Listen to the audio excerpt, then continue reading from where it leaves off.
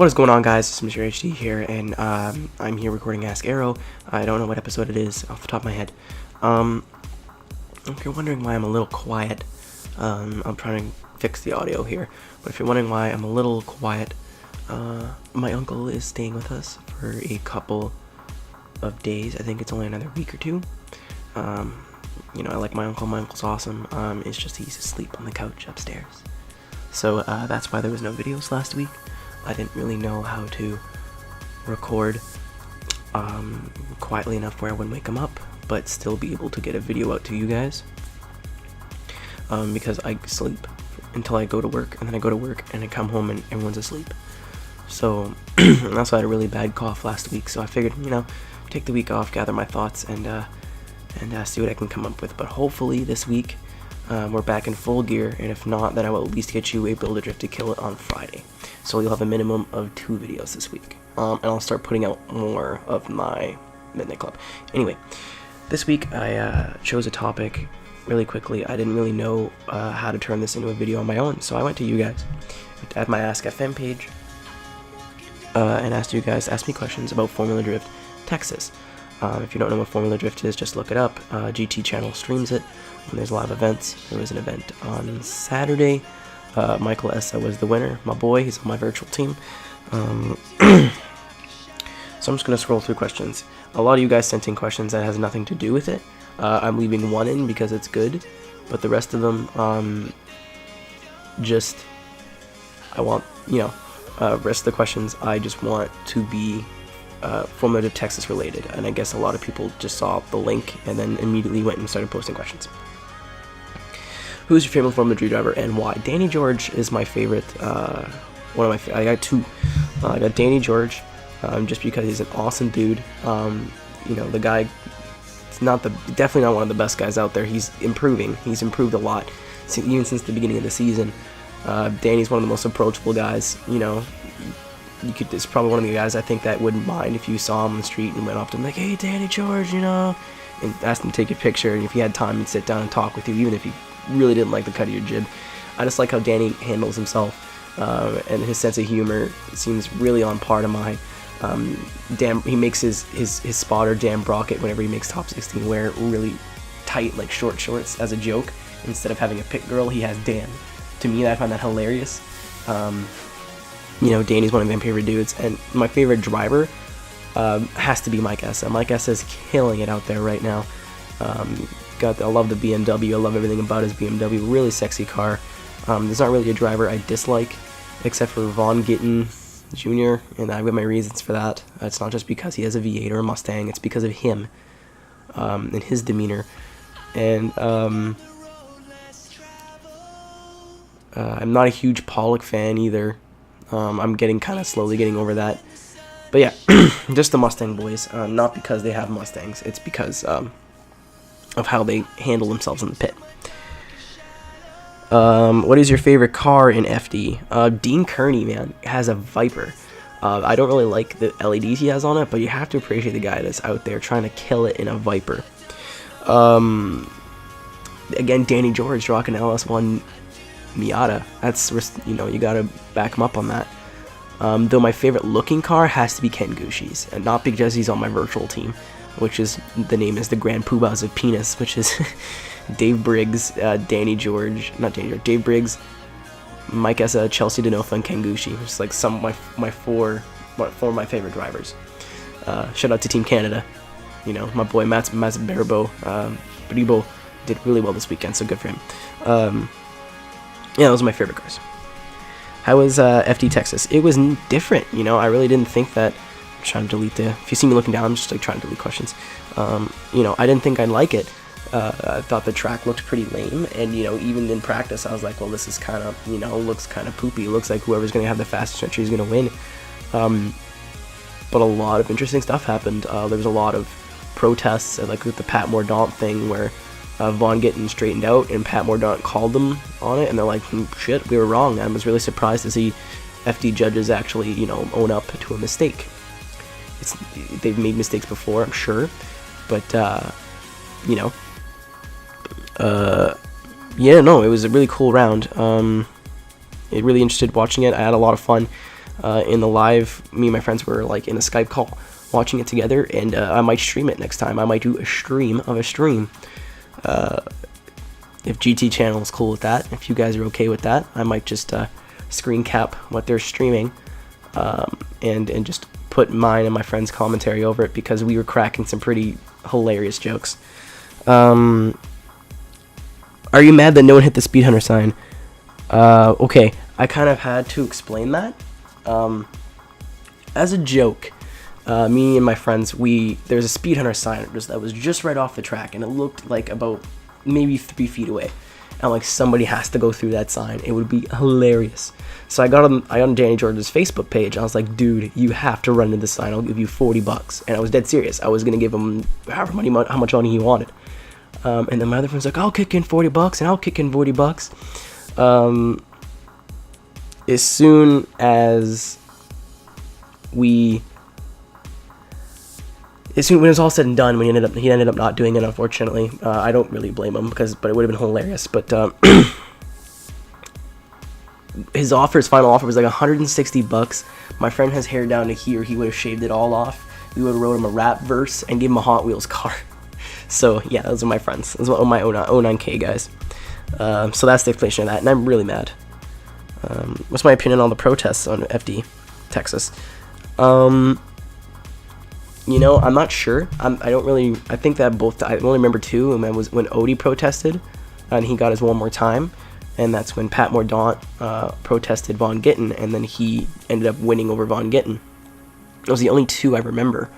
And I think it's good. The protests are there for a reason. Judges are human. They make mistakes.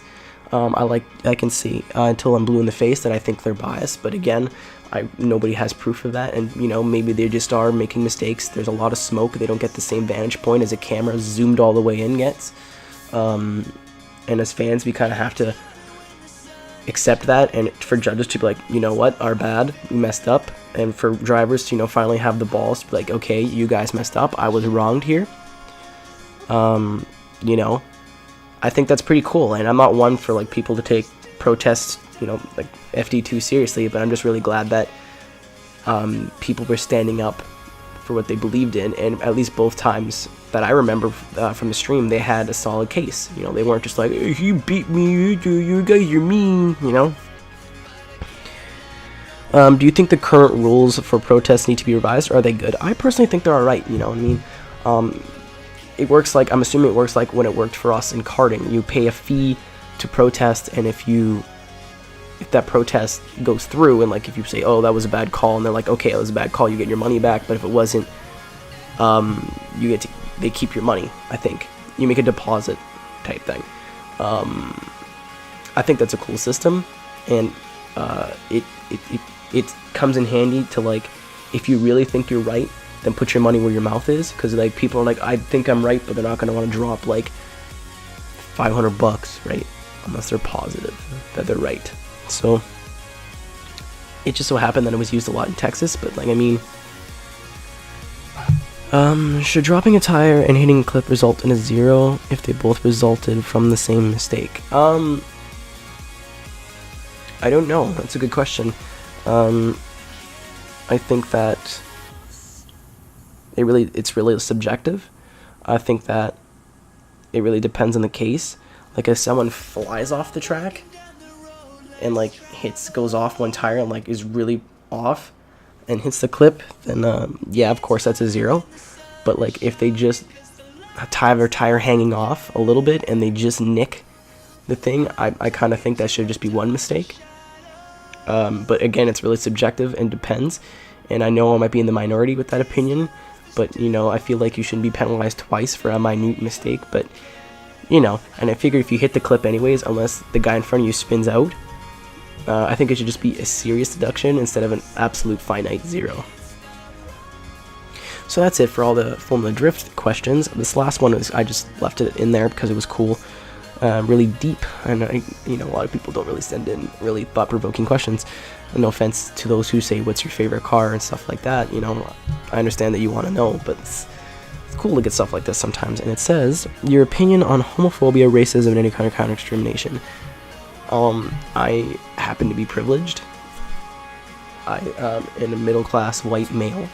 I really, other than having glasses, which is nothing, I think I don't really have any sort of minority at all. I think that I don't think I'll ever be discriminated against, except for being called like a nerd and stuff, which I can handle. You know, getting bullied is just part of growing up for most kids, and if anything, it makes you stronger. But those who go through stuff like homophobia and racism, and being hated for who they are, and being hated to the point of where some people receive death threats, just because they like boys, you know, and they're gay or they're lesbian or they're transgendered, you know, stuff like that, or they're black, they're Jewish, they're Asian, you know, I don't think that's right.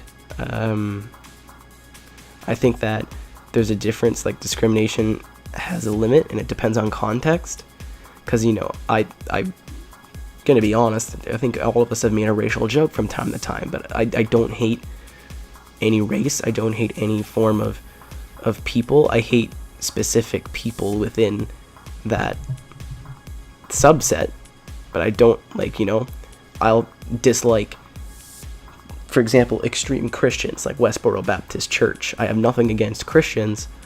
You know, if you want to believe in God and a higher power, that's fine. You know, your life is your life. It's not up to me to decide what you want to believe. But these people that are going to protest fucking shit like funerals, yeah, you know, there's always going to be people that hate, unfortunately. But hopefully there's people like you and me that can just rise above that and show that these people that are just getting discriminated against, that we're not all bad, you know what I mean?